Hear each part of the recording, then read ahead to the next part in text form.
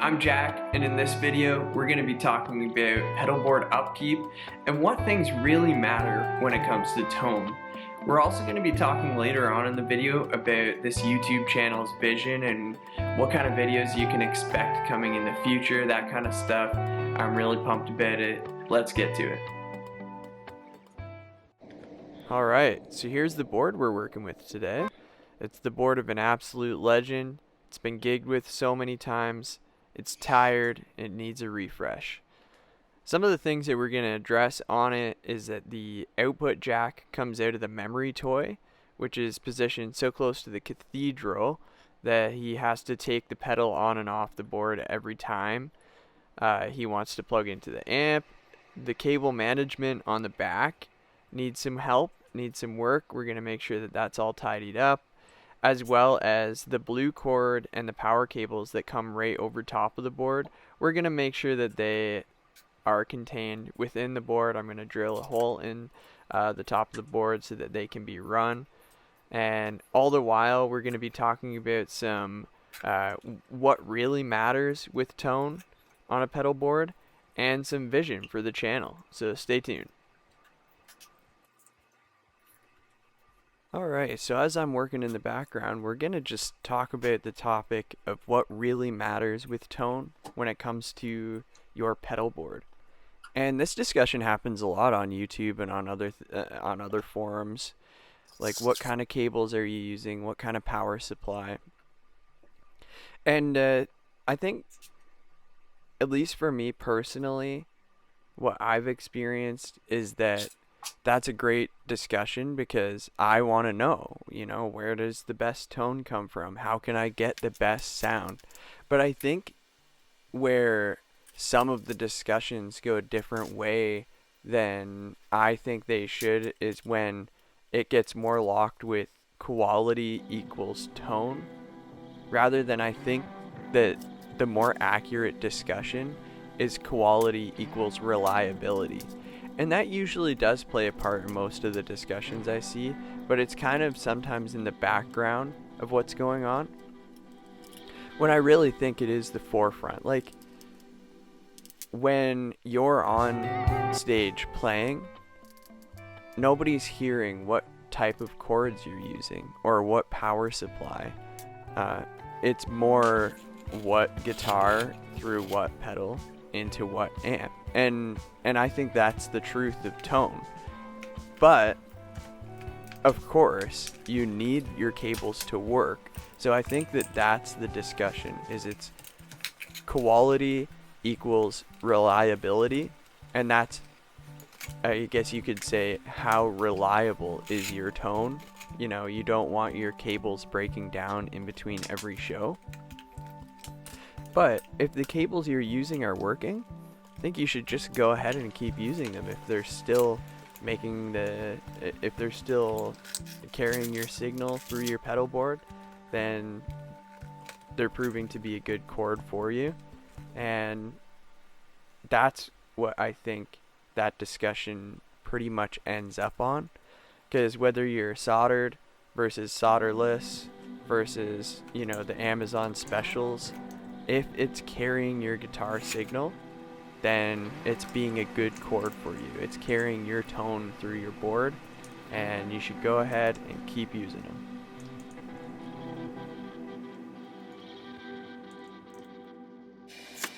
So we finally get to the fun part of taking off all the pedals. There's been a little bit of planning and preparation, as you can see in the video. And then after we get the pedals off, we're going to start paying attention to the actual board. Just found a battery in the Tremolo. Usually want to take those out. You never know if the battery's going to corrode in the pedal over time. And since he's using a power supply, he doesn't need it in there.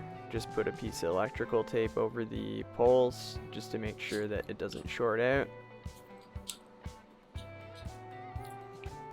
Do that back up. Works like a charm. Now that it's on my mind, I'll check the other one. Nothing in there. I'll go get a piece of tape for that anyways. Tape up the poles. And Evan, if you want that battery back, just let me know.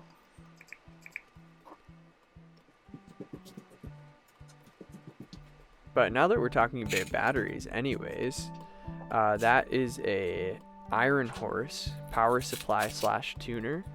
I've used them personally on my boards, and they are just surprisingly reliable and actually quiet. I'm really impressed with them. The hardest part, as we'll see when we deal with the board, is getting the cabling to look nice, but you'll see how we deal with that. Just setting aside these power cables for later, cleaning up all the cords that we're going to use, and alright, here comes the board. We're outside. Okay, so remember how the tuner was falling off the front? Not falling off, but it was hanging off the front. I added the pancake cord in there so that we could scooch it closer to the Danelectro. So I'm just going to cut the top of that right off.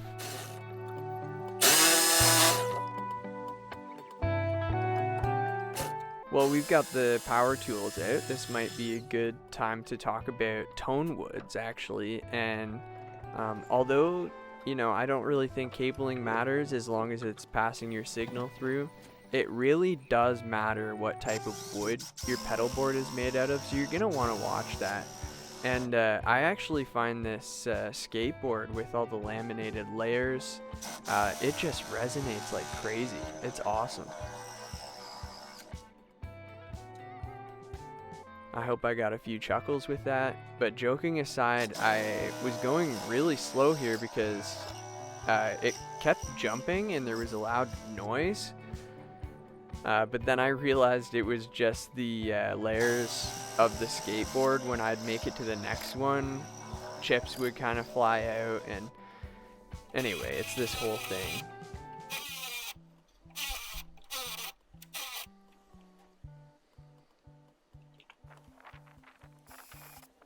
Alright, so these holes are going to be for cable management. And look at that, I got the tone brush coming in. There it is. And look at those skills. Bob Ross has got nothing on me. That Velcro holds on to the dust like crazy. Tried my best with the tone brush.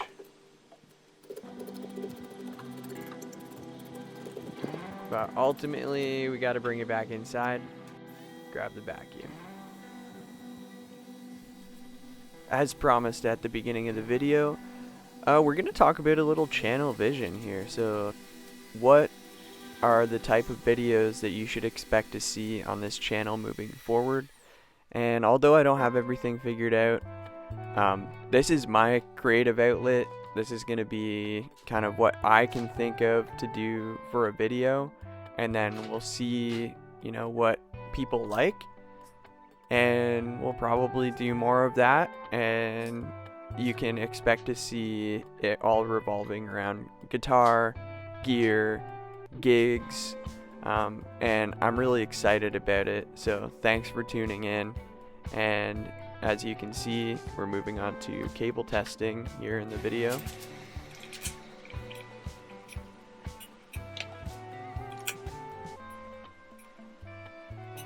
As long as you wiggle it around and the signal still passes through, then you're good to go.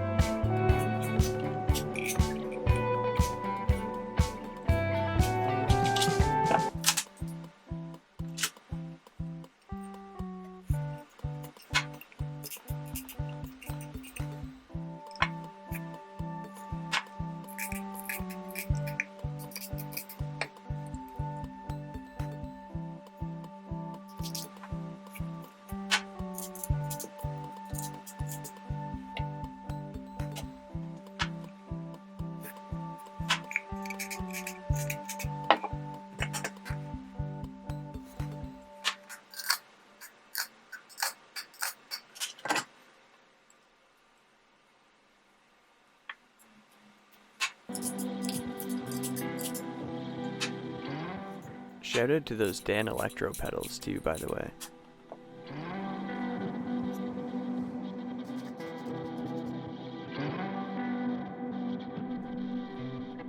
We got the tone brush back out, and of course, although you want to see the dust get knocked off these pedals after all the years of gigging, what we're really trying to do is keep the dust out of the internals of the pedal so that it can keep running smoothly for as long as possible.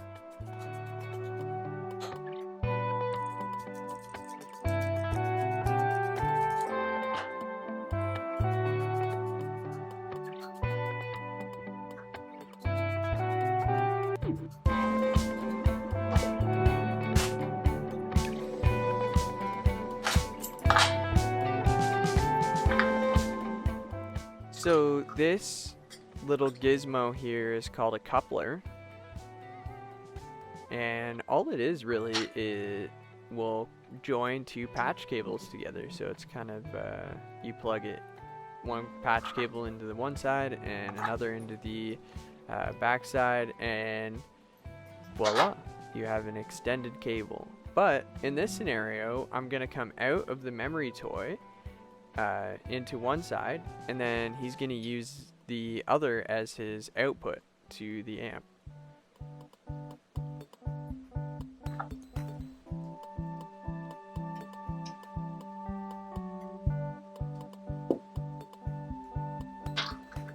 And I talked about this on my own pedalboard build video, but I always find it's actually super helpful to have an input-output jack of some sort. Obviously, this is a really simple fix, but it's always helpful to have an input-output jack, because then you can put your pedals in any order that you want, and you can just run it to the input and output of your jack, and then you don't have to worry about where you're going to plug your guitar cable directly into a pedal and directly out, especially because pedals come in all shapes and sizes nowadays. Some inputs on the top side, this and that.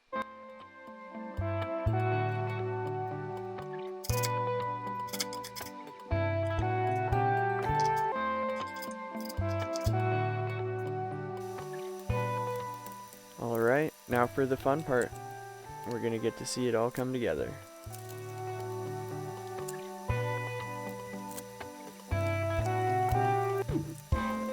So I'm just finishing up the layout and the patch cables, and this is actually a neat moment for me because I'm going to be going for the zip ties, and I actually forgot to press record. I always wondered how YouTubers did that, why they would forget to press record.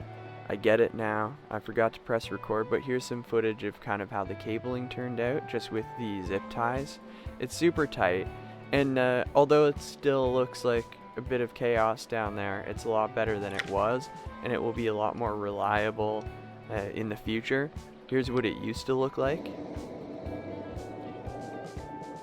So of course it was awesome to get that electrical tape out of there, and finally here's the finished board. So the elbow attachment on the Cathedral was a big one so that it doesn't have the power jack sticking straight out the top. Here's the coupler going back to the amp as the output jack. All the pancake cords really help to make it look very organized and tidy. All of the cords coming out of the Iron Horse are now the straight jack rather than the right angle jack. So although it's a little bit more chaotic at the Iron Horse, it really helped the rest of the board come together so that it could be situated where it felt like it needed to be. And of course the Iron Horse is moved down so it's not hanging off the board. Just finishing up the cable management again with the zip ties. Really happy with the way it turned out.